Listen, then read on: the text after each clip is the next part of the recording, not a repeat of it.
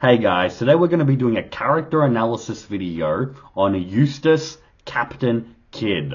The first mention that Kidd has actually ever gotten on this channel. Kidd and Law as well, I haven't spoken about yet. And I saw that, I'm like, that needs to change. Let's put them on the channel and let's get into discussing them. I decided to go with Kidd at first because it's going to become a talking point about where Oda was when he introduced the Supernovas and where he may have thought they would have gone, what he was trying to potentially lead the audience into thinking, and how that actually ended up going in the story to the current day One Piece and where these two characters sit. But if you want to hear a video on Law, stay tuned, like and subscribe, because that one will be coming. But we're going to be talking about Kidd first. The first mention of Kidd's life that we get is the island that he was born on. It was an island in the South Blue known as Kutsuku Island. On this island, there were, wait for it, there were 4 towns. Yes, you heard me, 4 of them. That is all we know about this island. It is very, very obscure. We do know, though, that each town was led by a gang, and each leader of the gang was a member of the current-day Kidd Pirates. Can I say current-day Kidd Pirates? Those who know, and we'll get into it close to the end of the video. But it was Kidd, it was Killer, it was Wire, and it was Heat. Those were the 4 original members of the Kidd Pirates. But there was one other person that meant a lot to them. A person that meant a lot especially to Kidd and Killer. And that was a girl called Victoria. Does that name sound familiar? A certain ship that Kidd may sail on? We'll get to it. But Kidd and Killer had a childhood friend called Victoria. And they grew up together, and it was implied that she was their first love. And that they both loved her. I love to see that I mean, they were kids, obviously. It wasn't them being adults and doing this. But I do love to see that didn't break away their friendship. If anything, it probably brought them closer together. Because, unfortunately, in typical Oda fashion, Victoria was killed. We don't know the specifics behind it, but we know that it was from a rival gang. My hypothesis is that Kidd, Eustass Kidd that is, was so strong at the time, either from his natural strength, or he may have even already eaten his devil fruit, the Jiki no fruit, that he was too strong for the other gangs to defeat head on. They had no way of countering him, so they used some underhanded tactics and killed the person that he cared about, the person that him and Killer cared about. 2 birds, 1 stone. What an arsehole. What a bunch of arseholes, actually. And if we know anything about Kidd, we know how he would have reacted. He would have slaughtered them all. He probably would have pulled a goddamn Nagato situation from Naruto and murdered their families, their friends, everyone they had ever known. We know how hot-headed Kidd is. We get told in his introduction, actually, that he was someone who, unlike Luffy, if someone ever laughed at his dreams, and his dream was, like Luffy, to become king of the pirates. If anyone laughed at him for those aspirations, because Kidd didn't keep it silent, he was happy to disclose what his aspirations were. And if people would laugh at him, be like, you have no way of doing that. Do you know who is out there? The pirates that you need to contend with? You are hopeless. Or more probably akin to the One Piece. Guys, did you hear this? This kid still believes in the One Piece. Kidd murdered them all. Without mercy, slaughtered them. Killer as well. His name is the Massacre Killer. This crew was a bunch of bad dudes. They would not hesitate to not just kill people that laughed at them, but also kill innocent people, innocent civilians. There was no... Kidd is what a real-life pirate, you know, sans all the magnetic powers, the Haki powers, is what real-life pirates used to be. He's not afraid to get his hands bloody. We see a lot, and I mean a lot, of duality with Luffy's character. These two are mirror images of each other, and it's probably the biggest talking point from this video that we're going to get into. But let's finish off what we do know about Kid and his past, and what he was doing until he got up until 1.0, the current arc in One Piece, what we've known about him before then. So we know that his childhood friend died by a rival gang. He got revenge, killed the gang. He then joined the 4 gangs to form his crew. Wire, Heat, Killer, himself. We've been over this. They then, in the honor of his fallen friend Victoria, named their ship the Victoria Punk. And let's just say, ladies and gentlemen, that is a really, really badass name. I absolutely love it. And that's a motif with Kid that we'll see later on in the series as well. His named attacks are all super, super cool. Like the Damned Punk, or Punk Gibson. There's lots of great names that Kid has done it. This is a man that knows style, despite how he might be dressed some of the times. But after his island, I always forget, I have to write that down. After Kutsuku Island, we don't know what happened from then until he shows up in Sabaody. All we know is that when he shows up, he has a higher bounty than Luffy did at the time. Luffy came into Sabaody with a 300 million berry bounty. Keep in mind, this is after opposing the world government. So, what's the word I'm looking for? So overtly, by burning down their flag. Luffy got painted with a 300 million berry bounty. Now, a Kid shows up with a 315 million berry bounty. It was said that the reason that Kid's was higher than Luffy's wasn't so much because he was stronger than him, but because he wasn't afraid to involve civilians, innocent people, into his own drama, his own bullshit.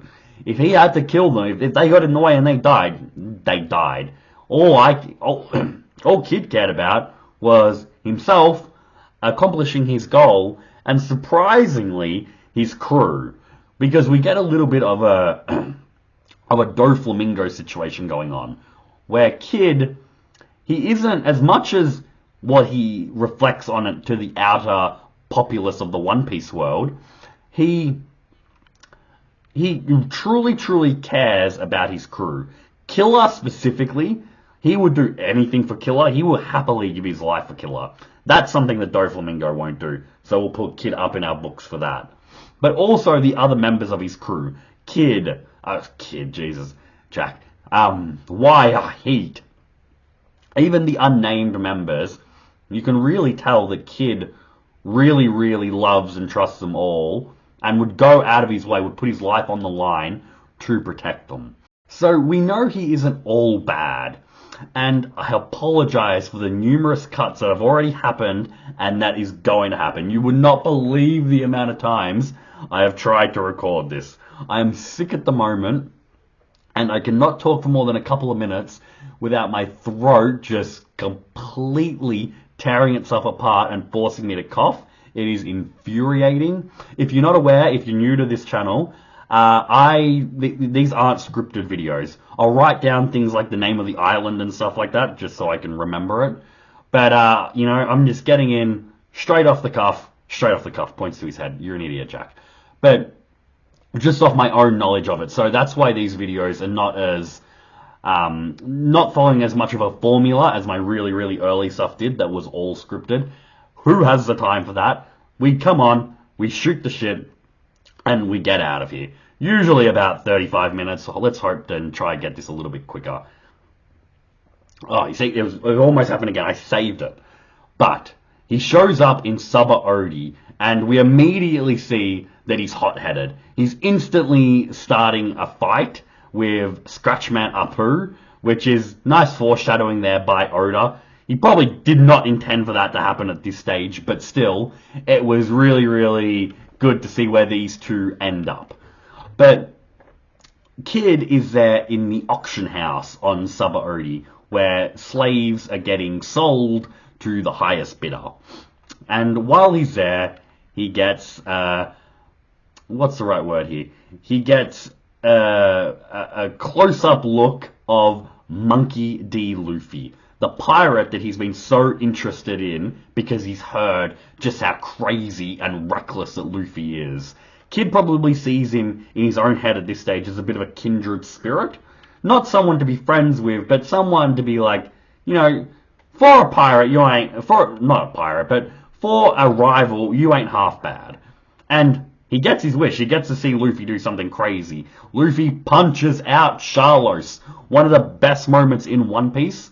What do you guys think? A video on the top 10 just overall best moments in One Piece? Maybe specifically best Luffy's moments? Maybe both. Let me know down in the comments. But he sees Luffy punch out Sharlos and he's shocked at his audacity. Because that's something that, like, Kid himself doesn't really, like, he's like, oh, I don't know if I would do that. That's going to summon an admiral. I'm strong. I can't take on an admiral, though. And we know this because after they're all out of the auction house, after we get the team up of Luffy, Kid, and Law, Kid mentions to Luffy, like, hey, I'm getting out of here now because I ain't fighting a goddamn admiral. So we know that he's, and this is actually very important, we know at this stage he is smart enough to realize his own limitations and what he can't handle. And what he can't handle is an admiral. Because in current day One Piece, we see, and I'm not putting spoiler warnings on because this is all in the anime, so if you haven't seen this, this is tough luck, guys. Click off now. We see that when he goes to challenge... Jesus, Jack. Cough almost came there as well. That's where it screwed me. Where he came to challenge Shanks, he didn't listen to Killer's advice. Killer was kind of trying to... He was trying to suggest, you know, maybe a strategic withdrawal. Maybe let's go get our forces up. We just got done fighting Kaido and Big Mom and used a lot of our strength. Let's not just jump right into bed with another emperor, especially one where last time we faced him, you didn't even you didn't even see Shanks. Ben Beckman was the one that ripped off your arm. So Killer is very, very wisely counseling caution. But Kid at this time is too arrogant. He's just got done helping beat Big Mom. He's on top of the world, and nothing is going to stop him. And we all know how this ends. He provokes Shanks. Shanks whips out his sword, one-armed, one-shotted. End of discussion, Kid. You're going down. It was incredibly anticlimactic. Probably, I would kind of want to say the biggest beatdown in all of One Piece, I reckon. That, you know, all these video ideas are just coming to me in this one video. We'll have to do a video on that. The biggest kind of, not just one-shots, but the biggest beatdowns a character has ever given another character. Mihawk, I've immediately thought of, you know, that's pretty ironic, Mihawk Shanks. Mihawk versus Zoro would probably be another one. Let me know down in the comments which ones you guys would put in your top 10 list. But we see at Sabaody, you know, get off the tangent, Jack. We see at Sabaody that at this time at least, Kid does know to let's not push the envelope here and let's just get out of here because I ain't fighting Kizaru. And he wisely retreated. We see him just after Marineford go to the New World. We see that he's crucified. You heard me, not just beat, crucified a pirate crew that he deemed to be too weak to be and contend in the New World. You know, bit of a competitive streak in him, I guess. But over the 2-year time skip, he evolves himself in the underworld a little bit. We see this at Punk Hazard when he is one of the people viewing the execution, essentially, of Luffy and co. We see that Kid has, not from his own will, very much it seems like Killer is the one advising him, but Kid has opened up negotiations to form an alliance with the on-air pirates, which is Scratchman Apu, and the Hawkins pirates, which is Basil Hawkins' crew. And as they're all having a sit down, very quickly, a certain someone drops from the sky. Whoo! Massive explosion. Who comes out of the hole? We know it's Kaido. We know what happens. He beats the shit out of Kid. There's another beatdown. Kid. 2 entries in 1 video. That's definitely going to be in the top 10. Kaido comes down, absolutely slaughters Kid, throws him in the Udon prison, and goes along his merry way. And we know that this happened because Scratchman betrayed them because he had been secretly working for Kaido. So Kid's animosity, his anatistic, Jesus Jack, his negative thoughts on the partnership was actually spot on. They shouldn't have been trusting him. But through his imprisonment in Udon, a little fun trivia for you, Kid and Killer's least favorite food is curry udon because of Victoria when they were kids spilt it on them. Or they spilt her curry udon and then she beat them up. Probably that way, it is Oda. So that's their least favorite food, so kind of ironic that they both end up in the Udon prison. But in prison, he has a reunite. He has a reunion. My God, not cutting. We've already cut enough in this video. He reunites. We'll just cheat and do it that way with Monkey D. Luffy, our MC, and you know they have a little bit of a Shawshank Redemption kind of bromance. They're training together. They're getting stronger. They bust out of Udon. Kid sees the shape that Killer is in. I won't touch on that too much because that can be a video for Killer. But we see some great moments from Kid here because Killer has always hated his laugh. And he has eaten a smile devil fruit that essentially will cause him to laugh uncontrollably for the rest of his life. And Kid sees this and sees what they've done to his friend, and he, in his own show of love, is like, I will kill the lot of them.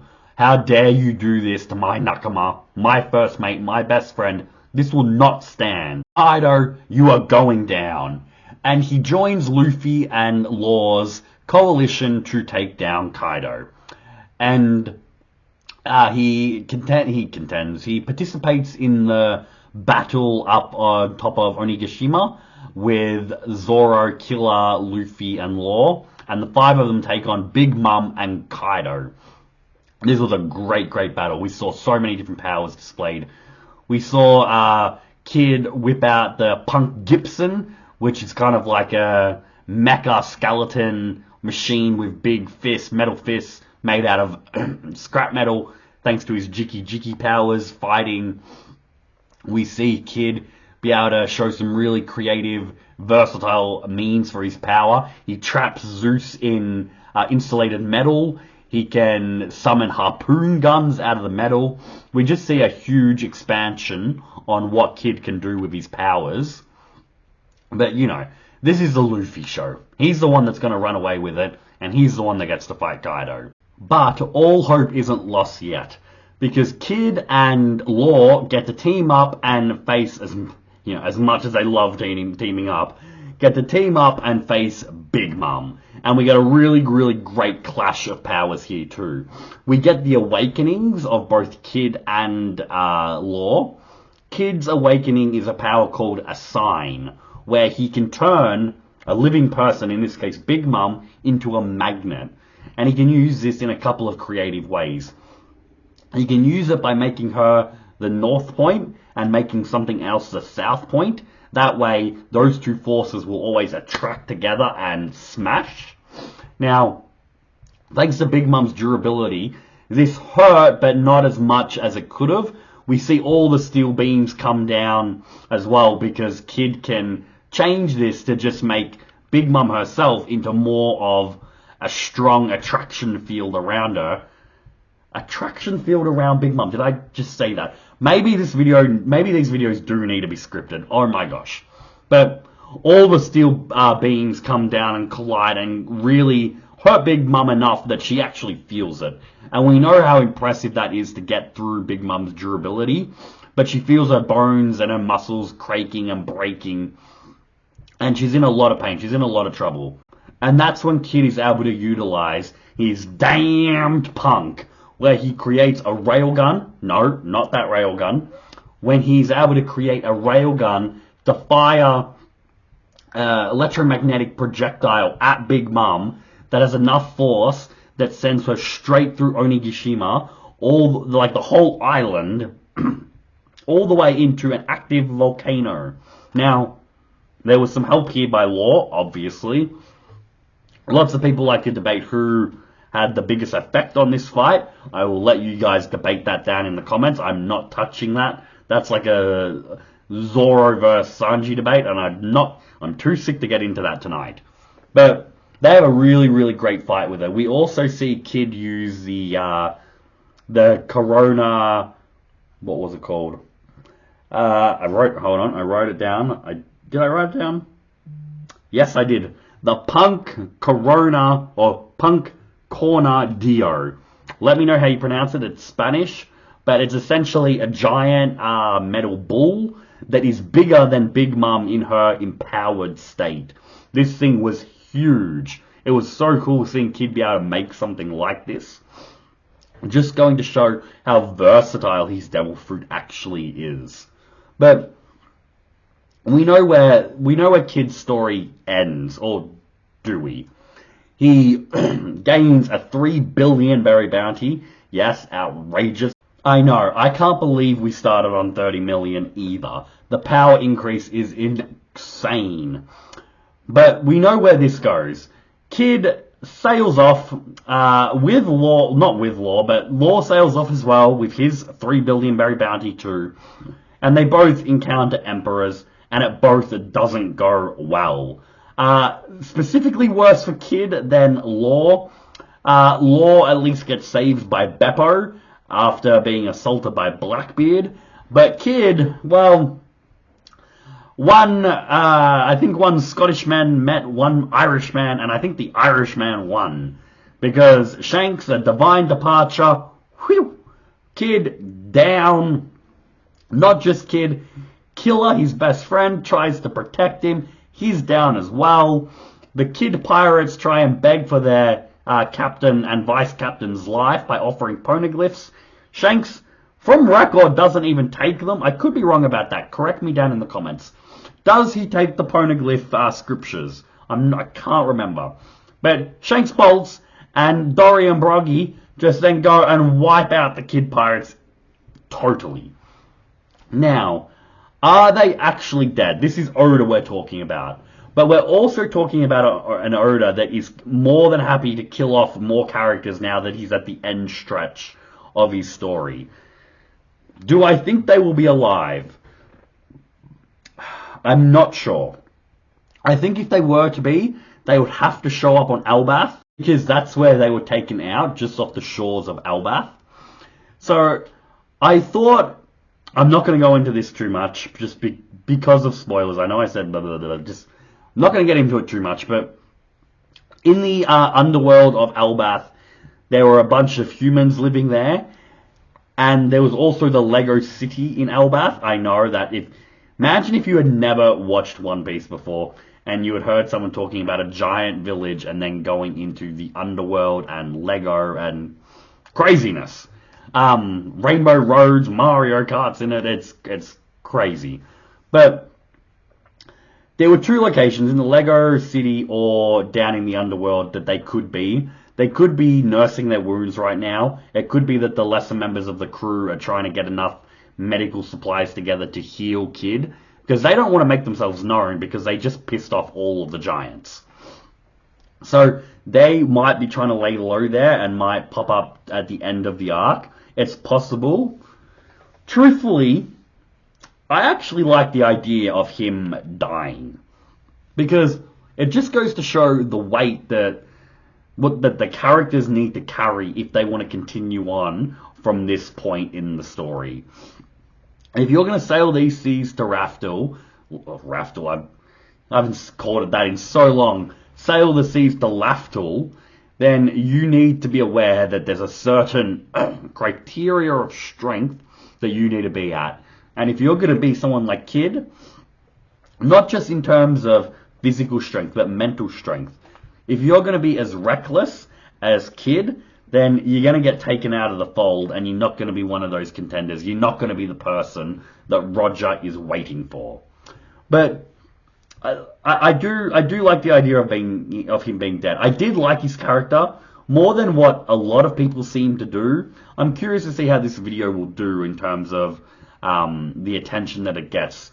Be curious to see how popular of a character Kid is. But we saw that that's essentially his story in one piece. But there's a couple of other things that we need to talk about. Oda definitely wanted Kid to be an important character. First reason we know this is that he named him after quite possibly the second most famous pirate of all time. Blackbeard would be the famous real pirate of all time. But Captain Kidd is a very, very well-known pirate. Jewelry Bonnie, the One Piece character named after Anne Bonny the pirate. Anne Bonny might actually be the second most infamous pirate there was. But Captain Kidd was a very, very famous and very successful pirate. He was probably more notorious than people like Charles Vance or people like Jack Rackham and the like. If you've watched any pirate shows or documentaries, you'll know who I'm talking about. But so we know that Oda gives these real life pirate traits to very important characters. You don't see many people running around with peg legs or eye patches or parrots on their shoulder. If they're not actively important characters, then they're bringing something to the story that's important for another one of the important characters. Like Zeph with his peg leg being an important character for Sanji, one of the main characters. We see this with names as well, because obviously we've got Blackbeard, we've got Jewelry Bunny, we've got Eustass Kid. Another one is Bellamy. There was a real life pirate called Bellamy. I think his name was Samwell Bellamy or something along those lines. He was called Black Bellamy, I think. Or give me a second. Sorry, very unprofessional. I needed to check for myself though. Yes, Samuel Bellamy was his name, and he was referred to as Black Sam Bellamy. He was one of the most successful pirates in terms of the loot that he was able to get, but he wasn't as well known as some of the other ones we've spoken about. But we know, based on the name choice, we knew that Oda wanted to do something with this guy. And Oda has come out and said that he thought that Kid was going to be a more popular character than Law. He wasn't expecting too much from Law. He probably knew he would do well, but he thought Kid was going to do the best out of all of them in terms of audience popularity. And we see that that isn't really the truth. And I don't think it's a very controversial thing to say, but Law is an infinitely more popular character than Kid is.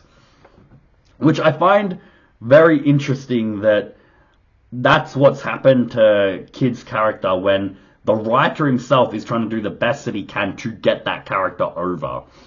Now, another reason why we see why Oda put a lot of faith and love into this character is that he shares a lot of similarities with Luffy. Much more than Luffy shares with Law. They share their stubbornness, their hot-headedness, and I should also, I didn't preference this right. They have a lot of similarities and a ton of dualities. They're like the mirror image of each other. And usually things like that in shonen fiction are usually important characters to each other. Naruto and Sasuke, just for the basic example. But we see that Luffy, when he expresses his dream, if someone laughs at him, he doesn't let that bother him.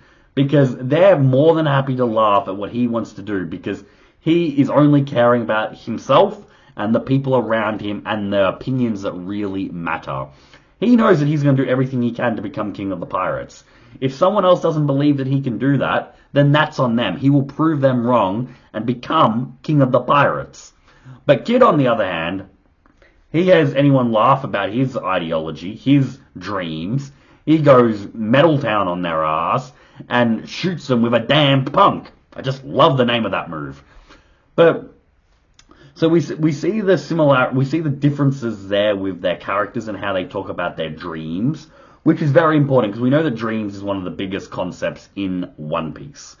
We see that they both have giant fist techniques. We see that Kid makes metal robots. We know Luffy loves metal robots. Kid can stuff himself full, become ballooned like Luffy can. He has that crazy metabolism like Luffy does. They just share a lot of different similarities and differences that really complement each other well in terms of their on-screen chemistry. They're always kind of at each other's throats, but also comrades. There's that duality between them is both a double-edged sword. It brings them close, but also tears them apart a little bit. And Luffy's incredibly prideful as well, so they have this in common as well. But Kid is too prideful to really ever truly sit down and want to be friends with Luffy. They will ever only kind of be, respectful rivals that have gone through a lot together. But no, they're never going to be drinking sake together. They're never going to be kind of, telling war stories together, even though they're in the same wars.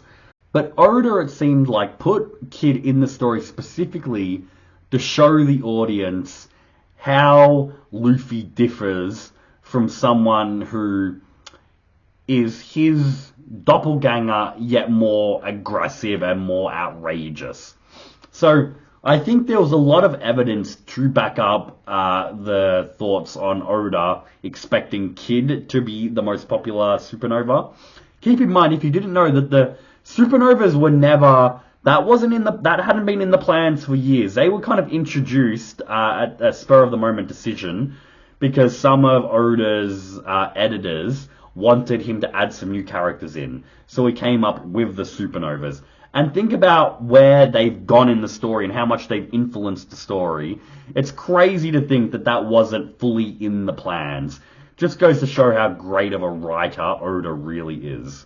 But my favorite attack of Kid's would be the damned punk.